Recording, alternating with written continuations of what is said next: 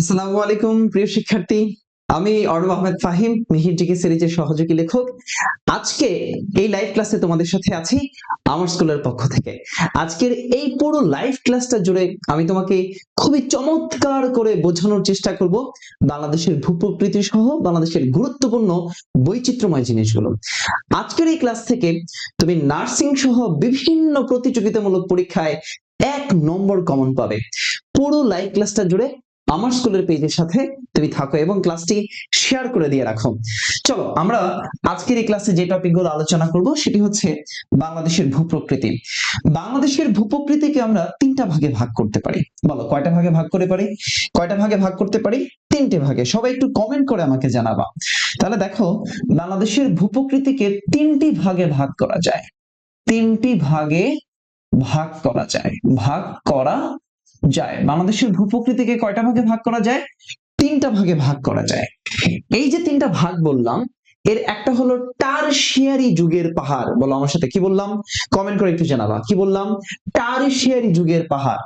একটা ভাগের নাম হলো টারশিয়ারি টারশিয়ারি যুগের পাহাড়। টারশিয়ারি যুগের পাহাড়, এটা একটা ভাগ। খেয়াল করো, এই যে টারশিয়ারি যুগের পাহাড়টা আছে, আমরা এইটা নিয়ে একটু আলোচনা করার চেষ্টা করি। এই যে টারশিয়ারি যুগের পাহাড়গুলো আছে, আমরা এইটা নিয়ে একটু আলোচনা করার চেষ্টা করি। খেয়াল করো, টারশিয়ারি যুগের পাহাড়কে টারশিয়ারি যুগের পাহাড়কে বলা হয় বাংলাদেশের সবচেয়ে পুরাতন ভূমি। বাংলাদেশের সবচেয়ে পুরাতন ভূমি। বাংলাদেশের সবচেয়ে পুরাতন ভূমি। বাংলাদেশের সবচেয়ে পুরাতন ভূমি। তাহলে যদি তোমাকে প্রশ্ন করে বাংলাদেশের সবচেয়ে পুরাতন ভূমি কোনটা, তাহলে তুমি অ্যান্সার কি করবা? টারশিয়ারি যুগের পাহাড়। দেখো, এই টারশিয়ারি যুগের পাহাড় আনুমানিক 12% ভূমি নিয়ে গঠিত হয়।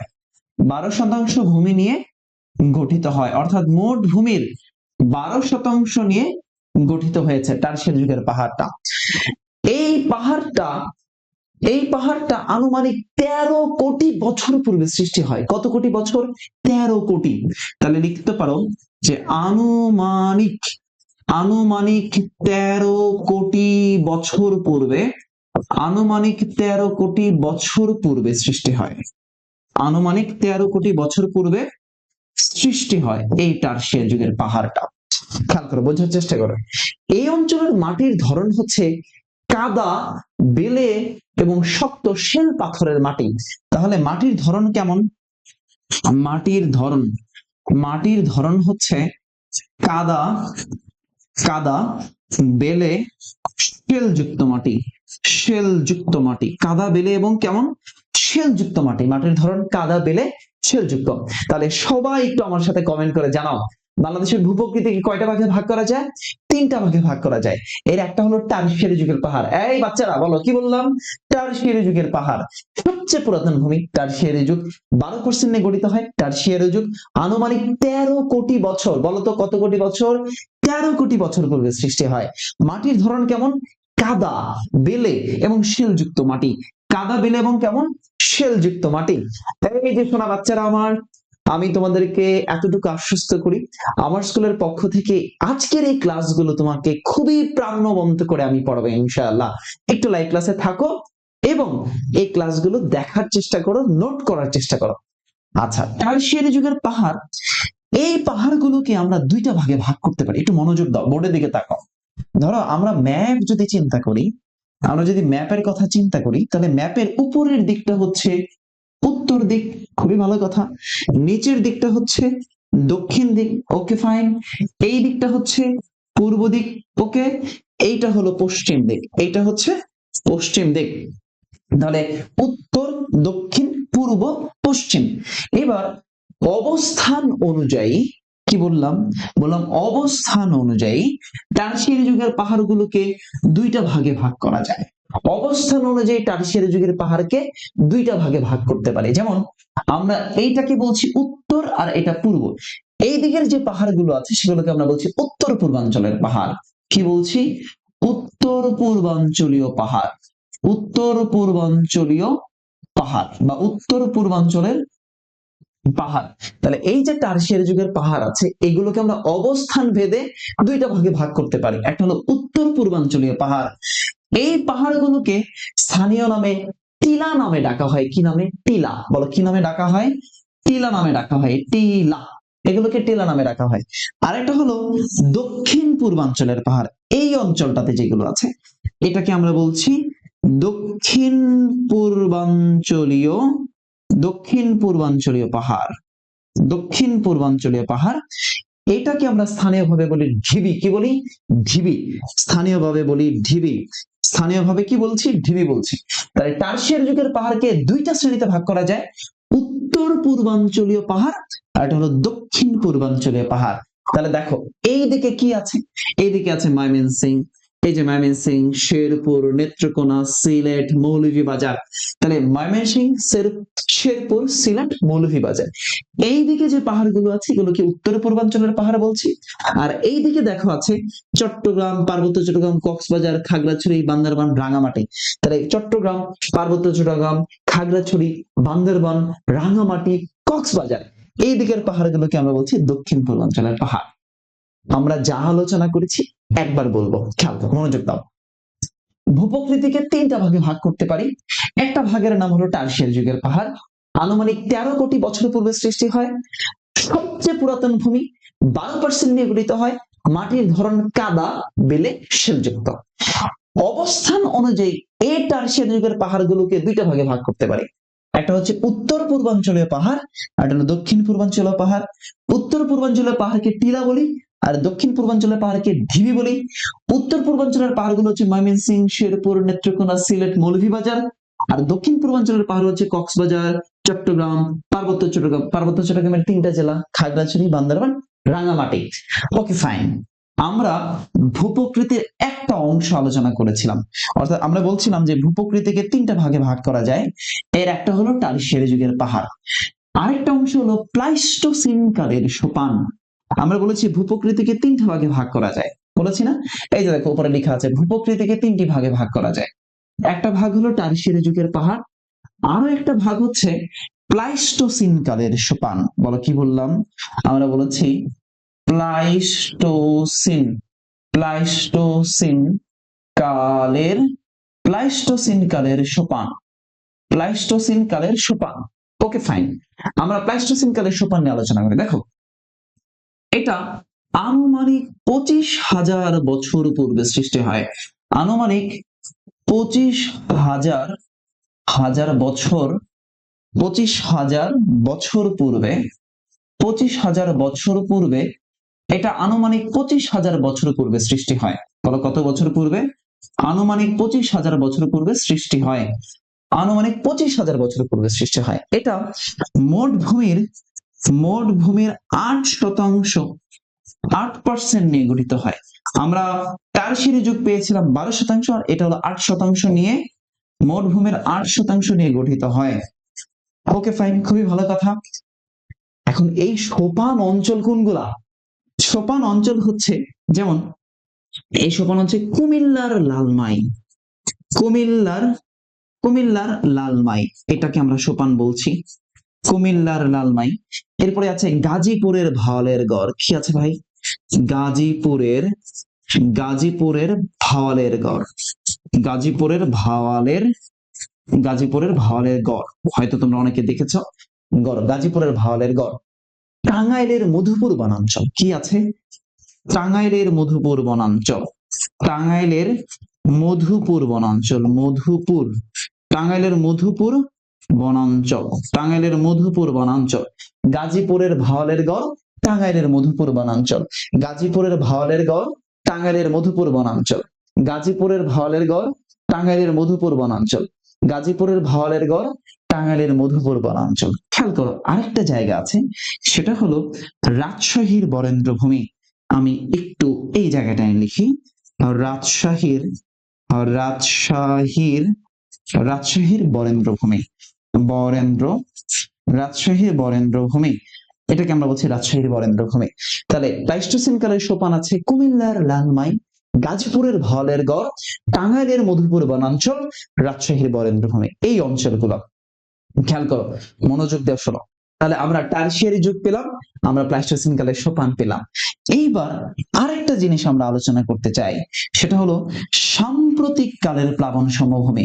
আমরা বলেছি টারশিয়ারি যুগের পাহাড়কে তিনটা শ্রেণীতে ভাগ করা যায়, মানে আমরা ভূপ্রকৃতিকে তিনটা শ্রেণীতে ভাগ করা যায়। একটা হলো টারশিয়ারি যুগের পাহাড়, একটা হলো প্লাইস্টোসিন কালের সোপান, তাহলে আরেকটা বাকি থাকে, সেটাকে আমরা বলছি সাম্প্রতিক কালের প্লাবনের সমভূমি। কি বলছি? সাম্প্রতিক সাম্প্রতিক কালের কালের প্লাবন সমভূমি বলছি। প্লাবন সমভূমি, সাম্প্রতিক কালের প্লাবন সমভূমি।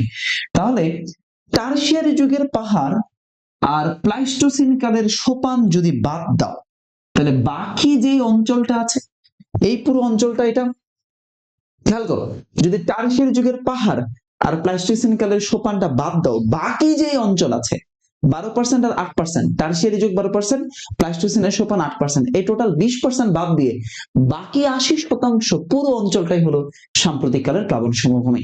তাহলে আমি বলতে পারি যে টারশিয়ারি যুগের পাহাড়, টারশিয়ারি যুগের পাহাড়, টারশিয়ারি যুগের পাহাড়, পাহাড় এবং এবং এবং প্লাইস্টোসিন কালের সোপান বাদে, প্লাইস্টোসিন প্লাইস্টোসিন কালের কালের সোপান বাদে, টারশিয়ারি যুগের পাহাড় এবং প্লাইস্টোসিন কালের সোপান বাদে বাকি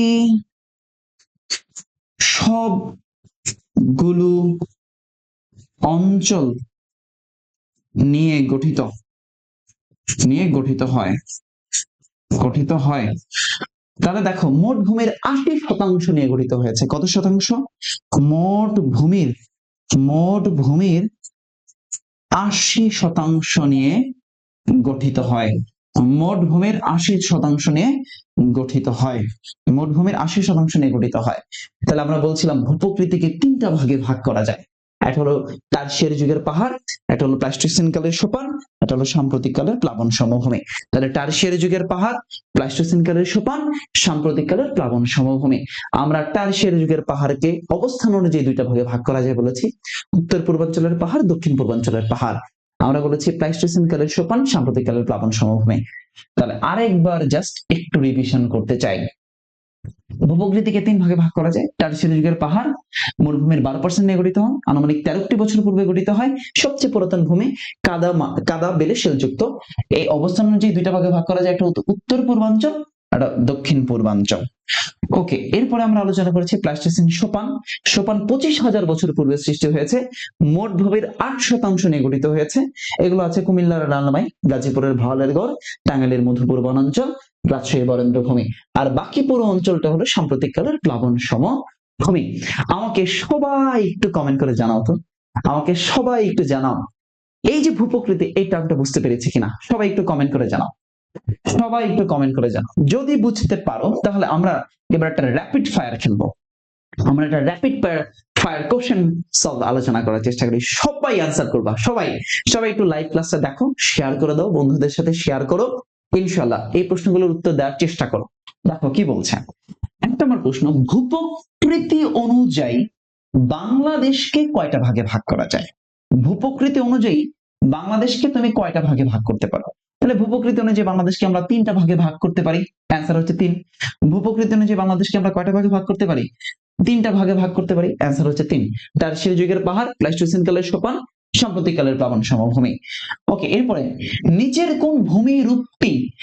কোন ভূমিরূপটি বাংলাদেশে পাওয়া যায় না? না বোধক শব্দ। অ্যান্সার। তাহলে দেখো, আমরা দ্বীপ পাই, এটা অ্যান্সার হবে না। পাহাড় পাই, এটাও হবে না। প্লাবন সমভূমি পাই, এটাও হবে না। তার মানে বাকি থাকছে কি? মালভূমি। তাহলে আমরা বাংলাদেশে মালভূমি পাই না। দ্বীপ, পাহাড়, পর্বত, শৃঙ্গ এগুলো সবই পাই, কিন্তু মালভূমি আমরা বাংলাদেশে দেখতে পাই না। ওকে, মালভূমি দেখতে পাই না। খেয়াল করো, পরের প্রশ্নে আসো। 3 নম্বর প্রশ্ন কি বলছে? নিচের কোন জেলাটি প্লাইস্টোসিন চত্বর রয়েছে? কোন জেলাতে প্লাইস্টোসিন চত্বর রয়েছে বলেছে? রয়েছে। তাহলে চাঁদপুরে নাই, পিরোজপুরেও নাই, মাদারীপুরে নাই, কিন্তু গাজীপুরের ভাওয়ালের গড় আছে। গাজীপুরের ভাওয়ালের গড় আছে না? তাহলে আমরা কি বলেছিলাম? ভাওয়ালের গড়, গাজীপুরের ভাওয়ালের গড়, প্লাইস্টোসিন কালের চত্বর বা সোপান, গাজীপুরের ভাওয়ালের গড়, টাঙ্গাইলের মধুপুর বনাঞ্চল, রাজশাহীর বরেন্দ্রভূমি, এগুলো হচ্ছে প্লাইস্টোসিন চত্বর। ওকে, পরের প্রশ্ন, ভৌগোলিক ভাবে বাংলাদেশের সবচেয়ে পুরাতন ভূমি কোনটা? সবচেয়ে পুরাতন, আমরা একটু আগে বলছিলাম যে বাংলাদেশের সবচেয়ে পুরাতন ভূমি হলো টারশিয়ারি যুগের পাহাড়। বাংলাদেশের সবচেয়ে পুরাতন ভূমি কোনটা? এই যে টারশিয়ারি যুগের পাহাড়, আনুমানিক 13 কোটি বছর পূর্বে সৃষ্টি হয়। আনুমানিক কত বছর পূর্বে? 13 কোটি বছর পূর্বে সৃষ্টি হয়। আনুমানিক 13 কোটি বছর পূর্বে।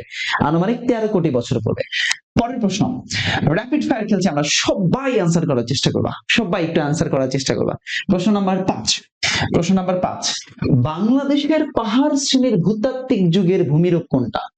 বাংলাদেশের পাহাড় শ্রেণীর, বাংলাদেশের পাহাড়গুলা, এই যে পাহাড়গুলো আছে, এই পাহাড়গুলো গড়ে উঠেছে কোন আমলে? বাংলাদেশের কোন সময়টাতে এই পাহাড়গুলো গড়ে উঠেছে? পাহাড়গুলা, এটা দেখো আমরা প্রথমেই তো বলেছি টারশিয়ারি যুগের পাহাড়, তাহলে বাংলাদেশের যত পাহাড় তুমি দেখতে পাও, যত পাহাড়, সকল পাহাড়ই গড়ে উঠেছে টারশিয়ারি যুগে। কোন যুগে? টারশিয়ারি যুগে। বাংলাদেশের যত পাহাড় দেখো, সবগুলো পাহাড়ই গড়ে উঠেছে টারশিয়ারি যুগে। তাহলে আমরা র্যাপিড ফায়ার খেললাম 5টা প্রশ্ন নিয়ে, র্যাপিড ফায়ার। ওকে, এইবার বাংলাদেশের গুরুত্বপূর্ণ পাহাড় নিয়ে আলোচনা করতে চাই, খুবই মনোযোগ দাও, কথাগুলো শোনো। পাহাড়গুলো কোথায় কোথায় পাহাড় আছে একটু আমরা দেখার চেষ্টা করি। যেমন যেমন তুমি দেখো, যেমন এই যে আমরা একটু ময়মনসিংহ থেকে, ময়মনসিংহ, এটা হলো ময়মনসিংহ অঞ্চল, এটা হলো ময়মনসিংহ অঞ্চল। তাহলে এই ময়মনসিংহে একটা পাহাড় আছে, তার নাম হলো গারো পাহাড়। ময়মনসিংহে যে পাহাড় আছে তার নাম হলো গারো পাহাড়। বলো পাহাড়ের নাম কি বললাম? ময়মনসিংহে যে পাহাড়টা আছে তার নাম হলো গারো পাহাড়। এই যে গারো যে পাহাড়টা আছে, এই গারো পাহাড়টা হলো বাংলাদেশের সবচেয়ে উঁচু পাহাড়। এই গারো পাহাড় হলো সবচেয়ে উঁচু পাহাড়। বাংলাদেশের সবচেয়ে উঁচু পাহাড়ের নাম হলো গারো পাহাড়। গারো পাহাড় সবচেয়ে উঁচু পাহাড়। এই যে সিলেট একটা জেলা আছে, এই যে সিলেট, এই সিলেটে একটা পাহাড় আছে, সিলেটের দিকে পাহাড় আছে, যেমন জয়ন্তিকা পাহাড়, পাহাড়ের নাম হলো জয়ন্তিকা, পাহাড়ের নাম হলো জয়ন্তিকা পাহাড়। জয়ন্তিকা পাহাড়ের নাম কি? জয়ন্তিকা পাহাড়। সিলেটে যে পাহাড় আছে তার নাম হলো জয়ন্তিকা পাহাড়, বা আমরা অনেকে এটাকে জৈন্তা পাহাড় বলি। জৈন্তা পাহাড়, জৈন্তা পাহাড়, জয়ন্তিকা পাহাড় বা জৈন্তা পাহাড়। খেয়াল করো, এই যে মৌলভীবাজার একটা জেলা আছে, এই যে মৌলভীবাজারে এখানে একটা পাহাড় আছে, তার নাম হলো কুলাউড়া পাহাড়। কুলাউড়া পাহাড়। মৌলভীবাজারে যে পাহাড়টা আছে তার নাম হলো কুলাউড়া পাহাড়, মৌলভীবাজার। এখানে এটার বিশেষত্ব কি জানো? এখানে ইউরেনিয়ামের খনি পাওয়া গেছে। ইউরেনিয়ামের খনি। বাংলাদেশের বাংলাদেশের যে পাহাড়ে, বাংলাদেশের যে পাহাড়ে ইউরেনিয়ামের খনি পাওয়া যায় তার নাম হলো কুলাউড়া পাহাড়। ইউরেনিয়ামের খনি পাওয়া যায় কোন পাহাড়ে? কুলাউড়া পাহাড়ে। একটু মনোযোগ দিয়ে ক্লাসটা করো, নোট করার চেষ্টা করো। দেখো, এরপরে আমরা আরেকটা পাহাড় দেখি, যেমন এই যে কুমিল্লা, এই কুমিল্লাতে আছে লালমাই পাহাড়। তাহলে লালমাই পাহাড় কোথায়? কুমিল্লা। লালমাই, লালমাই পাহাড়, এই লালমাই পাহাড় কোথায় আছে? কুমিল্লাতে আছে। মৌলভীবাজারে কুলাউড়া পাহাড়, সিলেটে জৈন্তা পাহাড়, আর ময়মনসিংহে হচ্ছে গারো পাহাড়।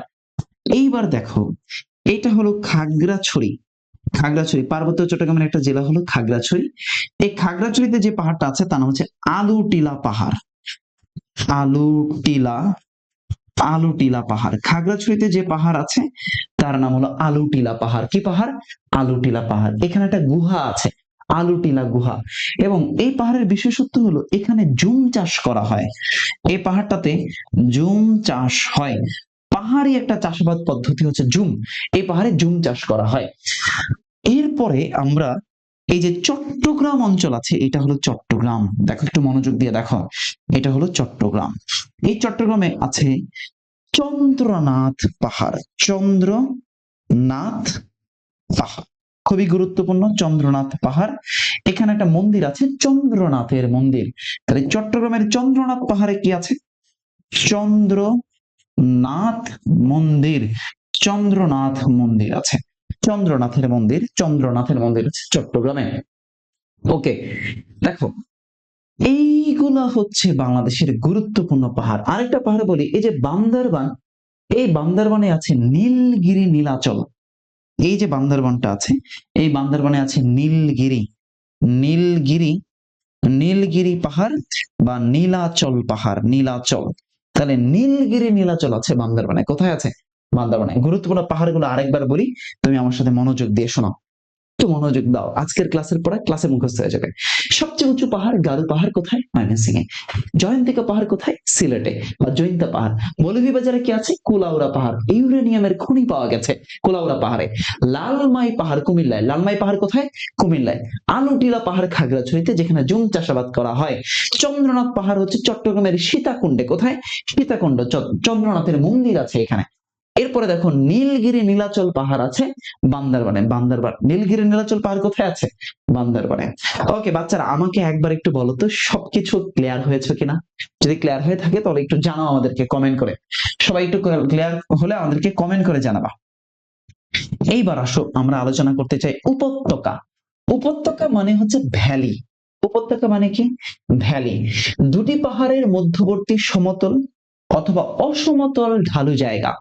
আবার শোনো, দুই পাহাড়ের মধ্যবর্তী সমতল অথবা অসমতল ঢালু জায়গা।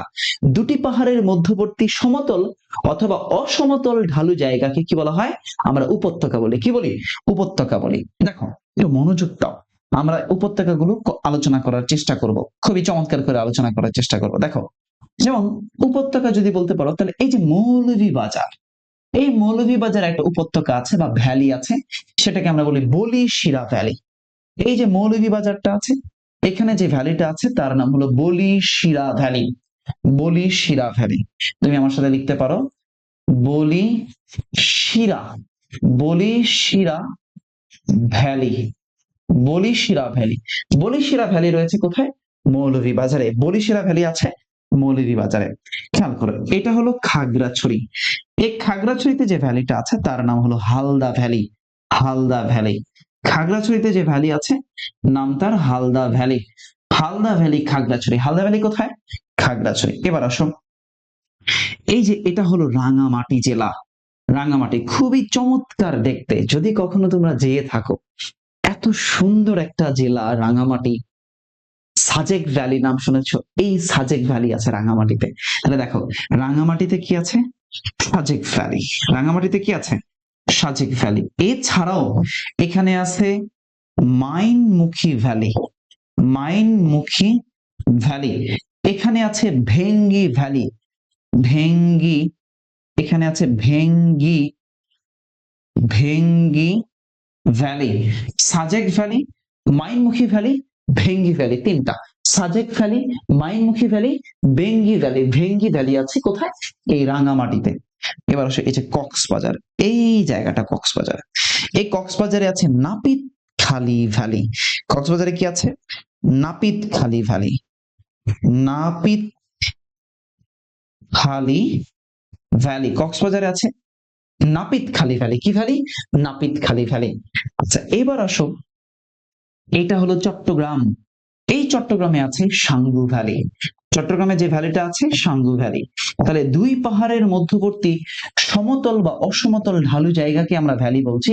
যেমন যেমন মৌলভীবাজারে বলিশিরা ভ্যালি, খাগড়াছড়িতে হালদা ভ্যালি, রাঙামাটিতে Bhengi valley, Mainimukhi valley, Sajek valley, কক্সবাজারে নাপিতখালী ভ্যালি। কক্সবাজারে কি ভ্যালি? নাপিতখালী ভ্যালি। চট্টগ্রামে, এই চট্টগ্রাম সাঙ্গু ভ্যালি। আবার একটু বলি, মনোযোগ দিয়ে শোনো কি বললাম। আমরা মৌলভীবাজার, বলিশিরা, খাগড়াছড়ি, হালদা, তারপরে রাঙ্গামাটি, সাজেক, মাইনমুখী, ভেঙ্গি, কক্সবাজার, নাপিতখালী, চট্টগ্রাম, সাঙ্গু। চট্টগ্রামে কি? সাঙ্গু ভ্যালি আছে। তাহলে আমরা ভূপ্রকৃতি আলোচনা করলাম, পাহাড় আলোচনা করলাম, উপত্যকা আলোচনা করলাম। এইবার আসো আমরা নেক্সট টপিক বলবো, সেটা হলো যেখানে পাহাড় আছে, যেখানে পর্বত আছে, সেখানেই আমরা দেখতে পাই, পাহাড় পর্বত থাকলেই আমরা দেখতে পাই সেখানে জলপ্রপাতও আছে। দেখো আমরা আলোচনা করছি জলপ্রপাত। তাহলে জলপ্রপাত আলোচনা করতে গেলে এই জায়গাটার নাম হলো মৌলভীবাজার। এই জায়গাটার নাম কি? সবাই একটু বলো, এই জায়গাটার নাম কি? মৌলভীবাজার। তাহলে এই মৌলভীবাজারে, মৌলভীবাজারে কয়েকটা উপত্যকা আছে। আমরা সেই উপত্যকাগুলো একটু পড়ার চেষ্টা করি। এই মৌলভীবাজারে কয়েকটা উপত্যকা, মানে কি বলে, জলপ্রপাত আছে, আমরা একটু পড়ার চেষ্টা করি। এটা হলো মৌলভীবাজার। যেমন এখানে আছে মাধবকুণ্ড জলপ্রপাত। মাধবকুণ্ড। এখানে কি জলপ্রপাত আছে? মাধবকুণ্ড জলপ্রপাত। বাংলাদেশের সর্ববৃহৎ জলপ্রপাত, এটা হলো বাংলাদেশের সর্ববৃহৎ বাংলাদেশের সর্ববৃহৎ জলপ্রপাতের নাম হলো মাধবকুণ্ড জলপ্রপাত। দেখতে পারবো সর্ববৃহৎ জলপ্রপাত, বাংলাদেশের সর্ববৃহৎ জলপ্রপাতের নাম হলো মাধবকুণ্ড জলপ্রপাত। এখানে আছে পরিকুণ্ড জলপ্রপাত, পরিকুণ্ড, মাধবকুণ্ড, পরিকুণ্ড। আর এখানে আছে হামহাম জলপ্রপাত, হামহাম। তাহলে মাধবকুণ্ড, পরিকুণ্ড, হামহাম, এই তিনটা জলপ্রপাতই আছে কোথায়? মৌলভীবাজারে। তাহলে মাধবকুণ্ড, পরিকুণ্ড, হামহাম, মাধব পরিহাম, মাধব পরিহাম। তাহলে মাধবকুণ্ড, পরিকুণ্ড, হামহাম, মাধবকুণ্ড, পরিকুণ্ড, হামহাম। এইবার আসেন, এটা হলো বান্দরবান জেলা। এটা কি জেলা? বান্দরবান জেলা। এই বান্দরবানে কিছু জলপ্রপাত আছে, যেমন যেমন এখানে আছে, এই বান্দরবানে আছে নাফাখুম, নাফাখুম জলপ্রপাত। এখানে আছে দেবতাখুম জলপ্রপাত, নাফাখুম, দেবতাখুম, নাফাখুম, দেবতাখুম। এখানে আছে বাকলাই জলপ্রপাত, নাফাখুম, দেবতাখুম, বাকলাই, নাফাখুম, দেবতাখুম, বাকলাই। এখানে আছে ফাইপি, ফাইপি, ফাইপি জলপ্রপাত, নাফাখুম, দেবতাখুম, বাকলাই, ফাইপি, নাফাখুম, দেবতাখুম, বাকলাই, ফাইপি। তাহলে দেখেন আমরা কি কি বললাম? আমরা বললাম বান্দরবান নিয়ে, তাহলে নাফাখুম, দেবতাখুম, বাকলাই, ফাইপি, নাফাখুম, দেবতাখুম, বাকলাই, ফাইপি। মাধবকুণ্ড হচ্ছে জলপ্রপাত হচ্ছে সবচেয়ে বড়। এই বান্দরবানে আরেকটা জলপ্রপাত আছে, তার নাম হলো রিজুক জলপ্রপাত, রিজুক। বান্দরবানে যে জলপ্রপাত আছে তার নাম হলো রিজুক জলপ্রপাত। এই রিজুক জলপ্রপাতের বিশেষত্ব হচ্ছে বাংলাদেশের সবচেয়ে উঁচু জলপ্রপাত, বাংলাদেশের সবচেয়ে উঁচু জলপ্রপাত, সবচেয়ে উঁচু জলপ্রপাত, বাংলাদেশের সবচেয়ে উঁচু জলপ্রপাত, বাংলাদেশের সবচেয়ে উঁচু জলপ্রপাতের নাম হলো এই রিজুক জলপ্রপাত, যেটা রয়েছে বান্দরবানে। তাহলে সর্ববৃহৎ হচ্ছে মাধবকুণ্ড, সবচেয়ে উঁচু হচ্ছে রিজুক জলপ্রপাত। তাহলে জলপ্রপাত গুলো আরেকবার বলি, মাধবকুণ্ড, পরিকুণ্ড, হামহাম, মাধবকুণ্ড, পরিকুণ্ড, হামহাম, মাধবকুণ্ড, পরিকুণ্ড, হামহাম। এগুলো আছে মৌলভীবাজারে। কোথায় আছে? মৌলভীবাজার। আচ্ছা, এরপরে বান্দরবানে আছে নাফাখুম, দেবতাখুম, বাকলাই, ফাইপি, রিজুক। আশা করি নোট ডান, কনসেপ্ট ক্লিয়ার আপনাদের। একটু আমাকে কমেন্ট করে জানাবা নোট ডান, কনসেপ্ট ক্লিয়ার কিনা। ঝর্ণা, আমরা কিছু ঝর্ণা পড়বো। যেখানে জলপ্রপাত আছে সেখানে আমরা ঝর্ণা দেখতে পাই। যেমন যেমন আমরা ঝর্ণা যদি পড়তে চাই তাহলে সিলেটের দিকে আমরা একটা ঝর্ণা পড়তে পারি, যেমন জাফলং ঝর্ণা, এটা আছে সিলেটে। জাফলং ঝর্ণা লিখতে পারি, জাফলং ঝর্ণা। তাহলে জাফলং, জাফলং, এই যে জাফলং ঝর্ণা, এই জাফলং ঝর্ণা কোথায় আছে? সিলেটে। আচ্ছা, আমরা পড়তে পারি এই যে চট্টগ্রাম, এই যে চট্টগ্রাম আছে, এই চট্টগ্রামে এখানে একটা শীতল পানির ঝর্ণা, গরম পানির ঝর্ণা। চট্টগ্রামের সীতাকুণ্ডতে গরম পানির ঝর্ণা আছে। লিখতে পারি যে গরম পানির ঝর্ণা, গরম পানির ঝর্ণা, গরম পানির ঝর্ণা। তাহলে গরম পানির ঝর্ণা এটা কোথায় আছে? সীতাকুণ্ড, চট্টগ্রাম। চট্টগ্রামের কোন জায়গা? সীতাকুণ্ড, চট্টগ্রাম, গরম পানির ঝর্ণা, সীতাকুণ্ড, চট্টগ্রাম। এরপরে দেখেন এই যে কক্সবাজার, এই কক্সবাজারে আছে শীতল পানির ঝর্ণা। আমরা লিখতে পারি চাইলে শীতল পানির ঝর্ণা, শীতল পানির ঝর্ণা। কক্সবাজারে এখানে লিখে লিখতে পারি শীতল পানির ঝর্ণা, শীতল পানির ঝর্ণা, শীতল পানির ঝর্ণা। এটা যে জায়গাটায় আছে তার নাম হলো হিমছড়ি, কক্সবাজার। শীতল পানির ঝর্ণা, হিমছড়ি, কক্সবাজার। শীতল পানির ঝর্ণা, হিমছড়ি, কক্সবাজার। শীতল পানির ঝর্ণা কোথায় আছে? হিমছড়ি, কক্সবাজার আছে। গরম পানির ঝর্ণা সীতাকুণ্ড, আর শীতল পানির ঝর্ণা হলো হিমছড়ি, কক্সবাজার। জাফলং ঝর্ণা হচ্ছে সিলেটে। আচ্ছা, আমরা চট্টগ্রামের দিকে আরো কিছু ঝর্ণা পাই, যেমন এই যে চট্টগ্রাম, এখানে আমরা আরেকটা ঝর্ণা পাবো, যেমন খইয়াছড়া ঝর্ণা, খইয়াছড়া ঝর্ণা। এটাও চট্টগ্রামের দিকে আছে, খইয়াছড়া ঝর্ণা। আমরা ওখানে পাবো জাদিপাই ঝর্ণা, জাদিপাই ঝর্ণা। আমরা পাবো শৈলপ্রপাত, আমরা কি পাবো? শৈলপ্রপাত, জাদিপাই ঝর্ণা, শৈলপ্রপাত, এগুলো সবগুলোই চট্টগ্রামের দিকে আছে। তাহলে চট্টগ্রামে গরম পানির ঝর্ণা বা উষ্ণ পানির ঝর্ণা খুইয়াছড়া ঝর্ণা, জাদিপাই ঝর্ণা, জাফলং ঝর্ণা সিলেটে, শীতল পানির ঝর্ণা হচ্ছে হিমছড়ি কক্সবাজার, হিমছড়ি কক্সবাজার। আর জলপ্রপাত আছে মাধবকুণ্ড, পরিকুণ্ড, হামহাম, মৌলভীবাজারে। আর বান্দরবানের দিকে আছে নাফাখুম, দেবতাখুম, বাকলাই, ফাইপি, নাফাখুম, দেবতাখুম, বাকলাই, ফাইপি। ওকে, যদি টপিক পড়া হয়ে থাকে তাহলে এবার একটা গুরুত্বপূর্ণ কথা বলতে চাই। প্রত্যেকটা জায়গায় প্রতিযোগিতা আছে, প্রতিযোগিতা ছাড়া ভাই তুমি কখনোই ভালো করতে পারবে না, প্রতিযোগিতা করেই তোমাকে ভালো করতে হবে। একইভাবে নার্সিং এ যদি তুমি পরীক্ষা দাও, বিএসসি অথবা ডিপ্লোমা অথবা মিডওয়েফারি, তুমি যেটাই দাও না কেন, তোমাকে প্রচুর পরিমাণ পরিশ্রম করতে হবে, হার্ডওয়ার্ক করতে হবে, অনুশীলন করতে হবে, প্রচুর এক্সাম দিতে হবে। একটা টপিক পড়েছো, সেই টপিকের এক্সাম যদি তুমি বারবার দাও তাহলে ইনশাআল্লাহ তুমি ভালো করতে পারবা, ভুল কমে যাবে। তোমাদের যাদের টার্গেট নার্সিং, তোমরা চাইলেই নার্সিং এ ভালো করতে পারবা, কারণ 1,20,000 বা 1,30,000 পরীক্ষা দেয়, এর মধ্যে খুবই কম সিট। তুমি যদি মনে করো যে স্যার আমি চান্স পেতে চাই, আমি ভালো করতে চাই, আমি পরীক্ষা দিতে চাই, তাহলে আমি তোমাকে ওয়েলকাম করতে পারি আমার স্কুলের পক্ষ থেকে। সেটা হলো এক্সাম ব্যাচে তুমি এনরোল করতে পারো।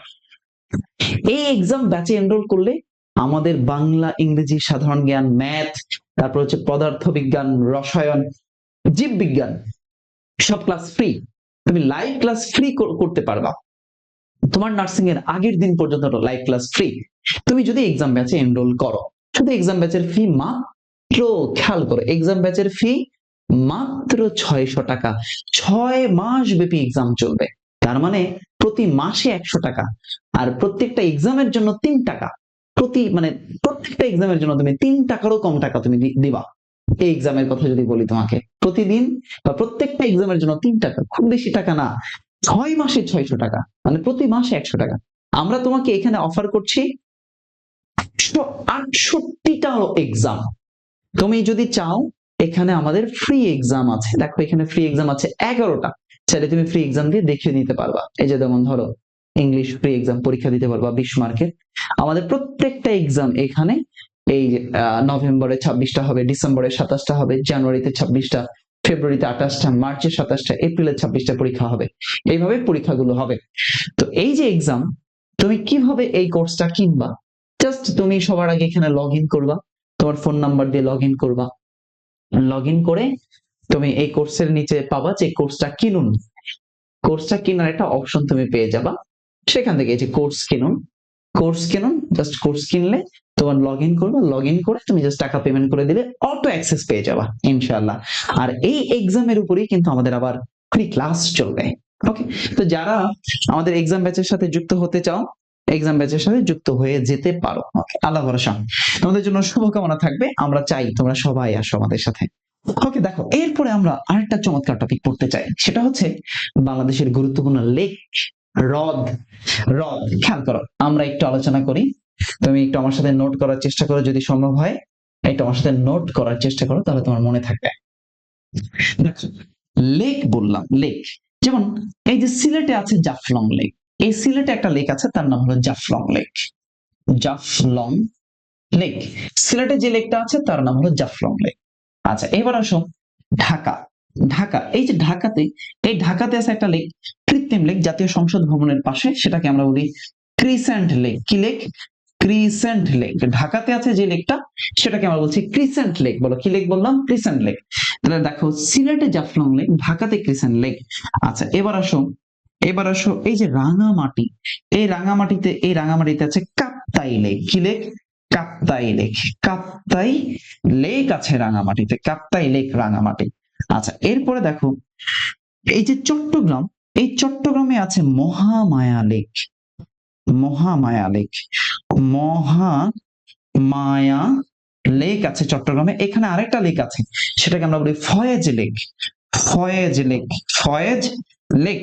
লেক আছে চট্টগ্রামে। তাহলে মহামায়া লেক চট্টগ্রাম, ফয়েজ লেক চট্টগ্রাম। এবার আসো আমরা আর কোথায় লেক পাই, যেমন বান্দরবানে আছে, এই যে বান্দরবান, এটা বান্দরবান। এখানে আছে প্রান্তিক লেক, বান্দরবানে আছে প্রান্তিক লেক, প্রান্তিক লেক। এখানে পাওয়া যায় বগা লেক, বগা লেক। বান্দরবানে প্রান্তিক লেক আর বগা লেক। তাহলে একবার আমার সাথে একটু রিভিশন করে ফেলো তো ভাইয়া।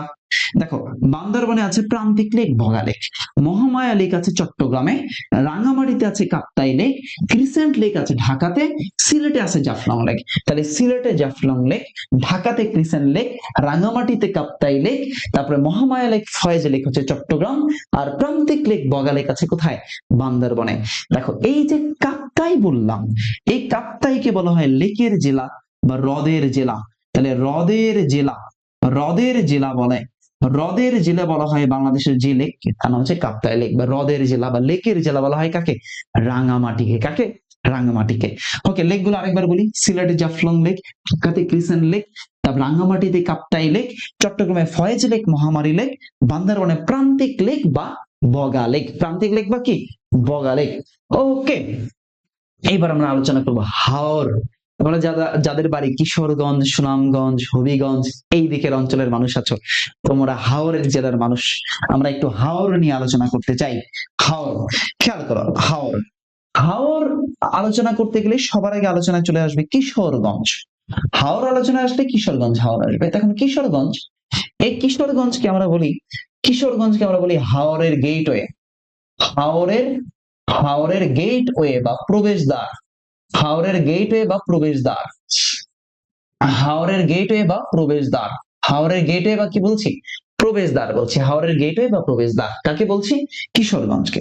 এখানে একটা হাওর আছে, তার নাম হলো নিকলি হাওর। এই কিশোরগঞ্জে যে হাওর আছে তার নাম হলো নিকলি হাওর। কি হাওর? নিকলি হাওর। কিশোরগঞ্জে যে হাওর আছে তার নাম হলো নিকলি হাওর। প্রশ্ন হতে পারে নিকলি হাওর কোথায়? কিশোরগঞ্জে। নিকলি হাওর কোথায়?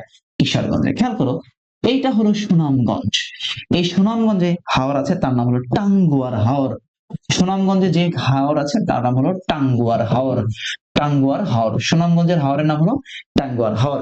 আমরা এই টাঙ্গুয়ার হাওরকে স্থানীয়ভাবে 9 কুড়ি কান্দার 6 কুড়ি বিল বলি। কি বলি? 9 কুড়ি কান্দার, এটার আরেকটা নাম 9 কুড়ি কান্দার, 9 কুড়ি কান্দার 6 কুড়ি বিল।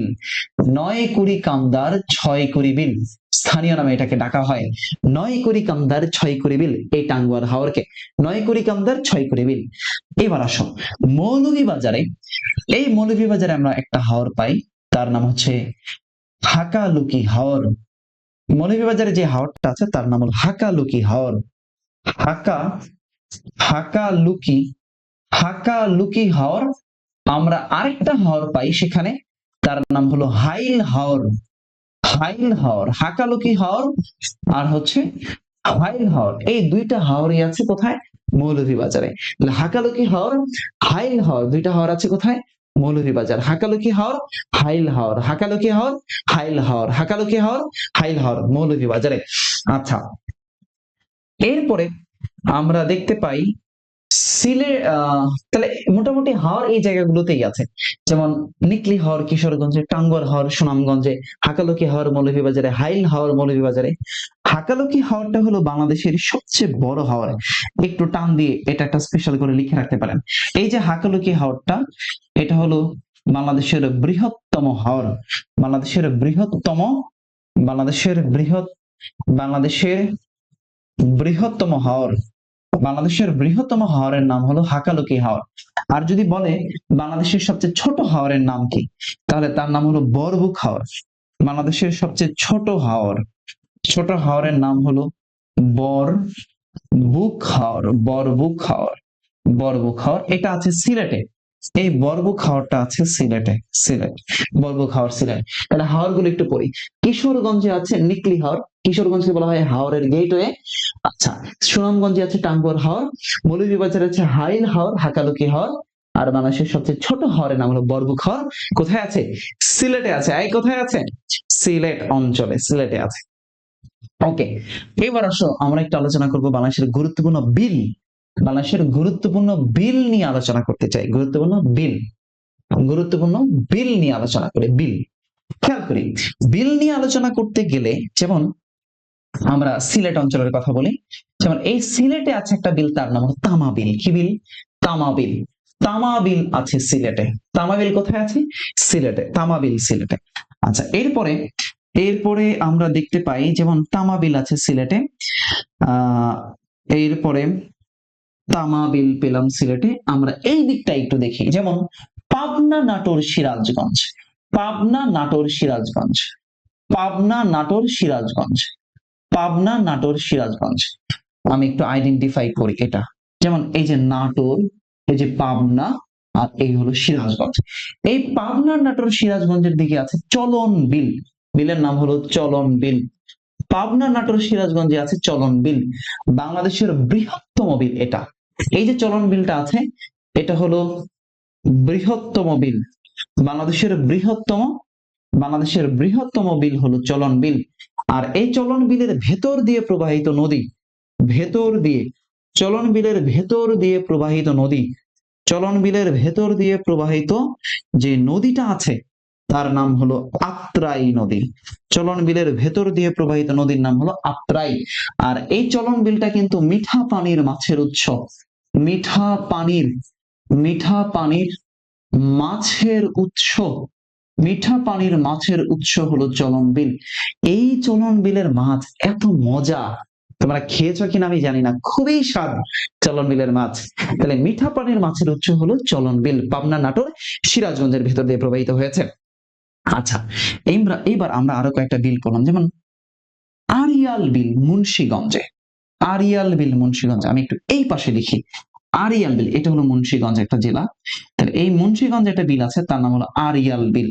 লিখে রাখতে পারো আড়িয়াল বিল। আড়িয়াল বিল কোথায়? মুন্সিগঞ্জে।